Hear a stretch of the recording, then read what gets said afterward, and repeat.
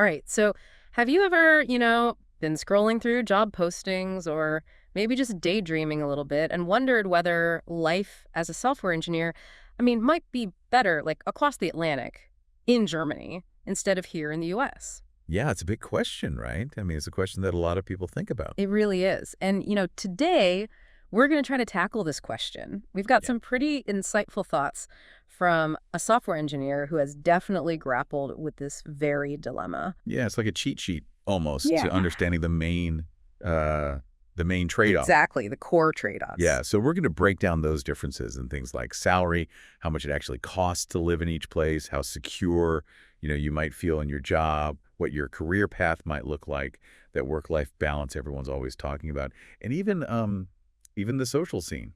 By the time we're done with this, you should have a way better idea of what each country really offers. I love that. A way better idea. So let's jump right in. Let's start with something that, it often holds a lot of weight in the tech world, especially when we're talking about career building, and that's reputation, right? Like the perceived reputation of the companies themselves and how that looks on your CV. Our source suggests that U.S. tech companies tend to have a stronger, more global brand recognition compared to German firms. What do you think is the underlying reason for this? Well, what's interesting here, it's not just like the number of U.S. tech giants, right? We all know there's a lot of them. It's also the types of innovations they're known for and the kind of the stories, the narratives that often come out of, places like Silicon Valley. The mythology of Silicon Valley. Exactly. And that creates this sort of halo effect. So even if the actual day-to-day work might not be drastically different between a company in Germany and a company in the U.S., having that big, well-known U.S. name on your CV, it just carries a certain weight, right? It's almost like a perceived validation that people see as maybe a stronger long-term investment in your career. It's interesting, because even if the actual work is not vastly different, it's almost like that brand recognition, as you said, opens doors later down the line. It makes sense. It's like a signaling thing. All right, so let's talk about the numbers now, because I think this is what really grabs people's attention first. We're talking about salary. Our source provides a direct comparison using Berlin and Seattle as kind of those representative cities, I guess, for each country. And the difference is, it's pretty significant when you just look at it on paper. Can you walk us through those figures? Oh, yeah, for sure. So the source points out that, like your average mid-level software engineer in Berlin, they might be making somewhere between 60,000 and 70,000 euros per year. Mhm. Okay, so that's Berlin. Now, if you shift over to a U.S. tech hub like Seattle, which, in some ways it's comparable in terms of cost of living, and obviously there's a ton of tech companies there, well, that salary range jumps up to like $120,000 to $150,000. Dollars. Yeah, so big difference. And the author actually points out that this isn't like some cherry-picked example. This actually lines up with what you see in the broader salary data on websites like, Numbeo, Glassdoor, those kinds of places. It's a real trend, a real pattern of significantly higher salaries in the U.S., at least in terms of the actual number. It's a huge difference right off the bat. It's almost double. But as they say, it's not always about what you make, it's about what you keep, right? So let's dig into the cost of living and especially those sneaky little expenses, those auxiliary costs that often get overlooked, especially for families. I think our source really emphasizes how these costs can really change the entire picture, particularly in the U.S. Right, because this gets to the heart of it. I mean, what's your actual disposable income? The author is spot on when they talk about how in the U.S., especially if you have a family, if you have kids, those additional costs, like childcare, for example, and then there's the whole future education thing looming over you. And then healthcare. Don't even get me started on healthcare. And then insurance premiums. The insurance. It's all just eating away at that bigger paycheck. So imagine this, someone with kids, let's say. For them, these costs can get so high that even with a salary that's double what they get in Berlin, the amount of money they actually have left at the end of the month, it might not be that much more. It might even be surprisingly similar to what someone in Germany is taking home because, well, in Germany, a lot of those essential services are just structured differently when it comes to cost. So the excitement of that initial, oh my gosh, I'm going to get paid double, well, it might fade away a little bit. The reality sets in. Exactly. All right, so let's move on to something that offers a different kind of security. We're talking about job stability and that kind of, that safety net, that social safety net that exists in different countries. What are the big, the main differences that our source points out between Germany and the U.S. in this area? Okay, so What really stands out here is this idea that there's a generally higher level of job security, especially for software engineers, in Germany. The author suggests that the German job market, yeah, it's definitely competitive, don't get me wrong, but it doesn't have that same churn, that same intensity that we often see in the U.S. That constant, like, movement, that feeling of, like, precariousness almost? Yeah, exactly. Yeah. So because of that, employers in Germany, they might think twice before doing big layoffs. It's a bigger decision.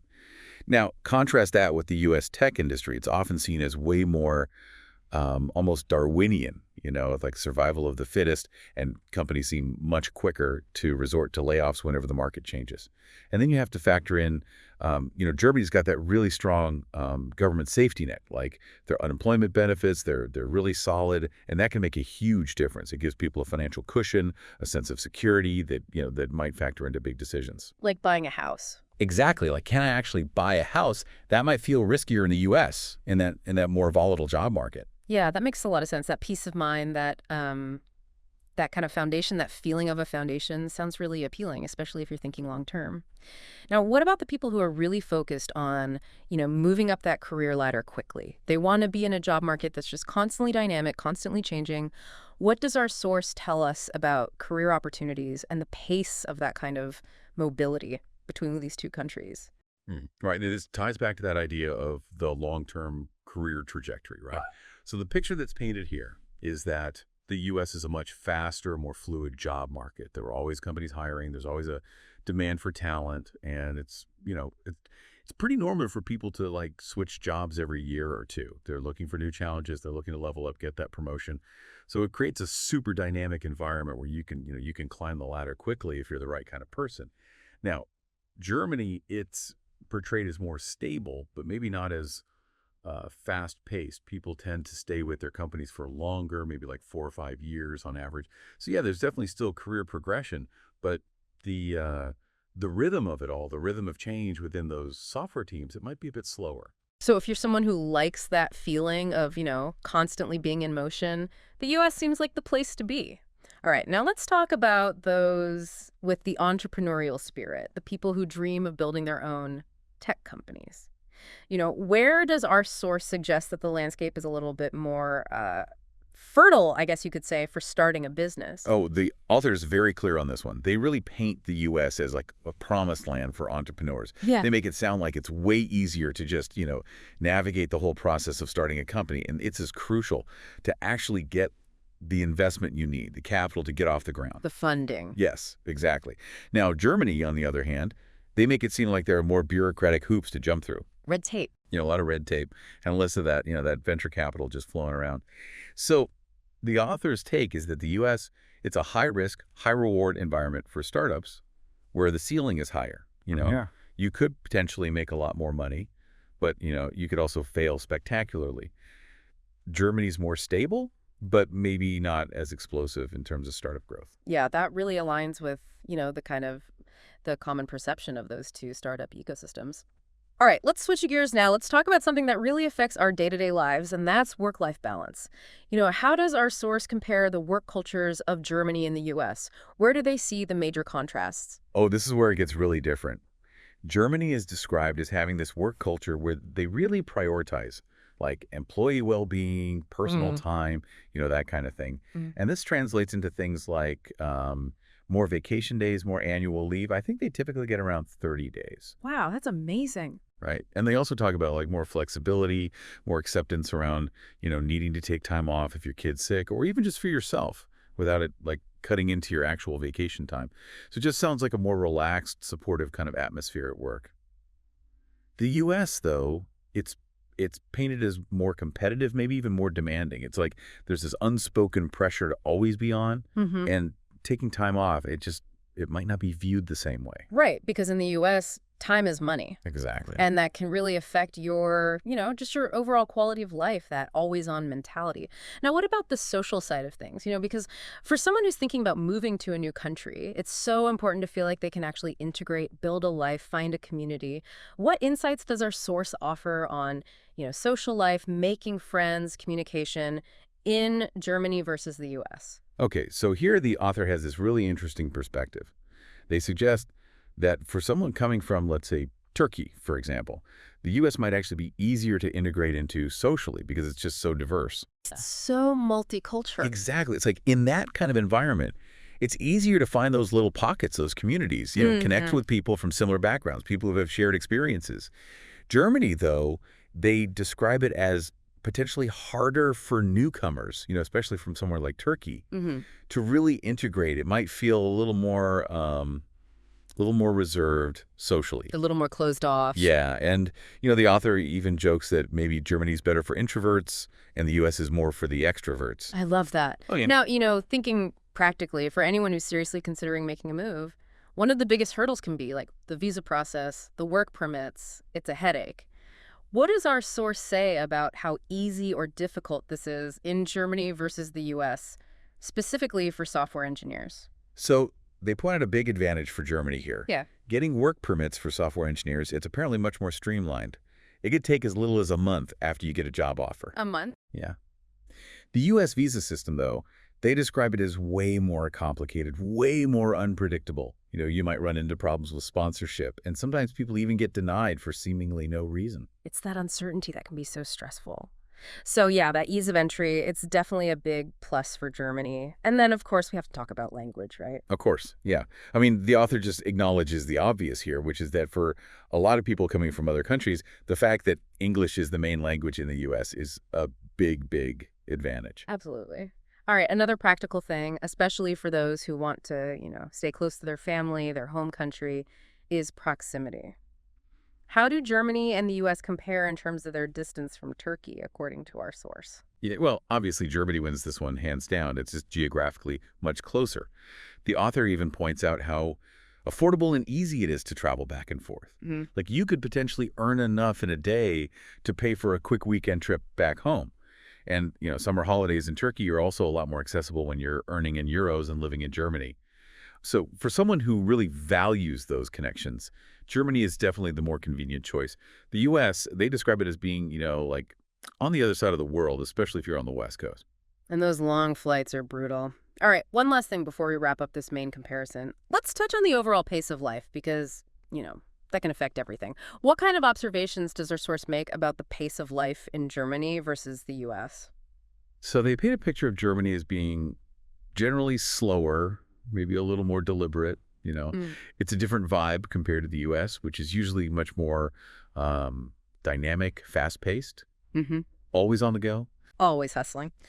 Okay, so we've covered a lot of ground here, from salaries and job security to, social life and even the pace of life.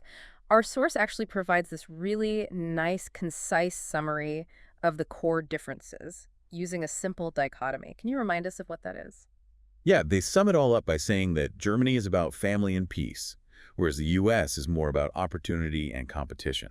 I love that. It's so true. And it really captures the essence of, those fundamental trade-offs that we've been talking about. Now, the author also throws out this really intriguing idea, a kind of middle ground solution, a potential best of both worlds situation. What does that look like? Right. This is where it gets interesting, and it's definitely something to think about. They suggest working for an American company, but one that has a software development office in Germany. Oh, that's smart. Yeah, because then you might get the prestige, maybe even some of those career growth opportunities that come with a U.S. company. But you also get to enjoy those perks of living in Germany, the better work-life balance, the social safety net. It's like having your cake and eating it, too. I love that. It's a brilliant idea.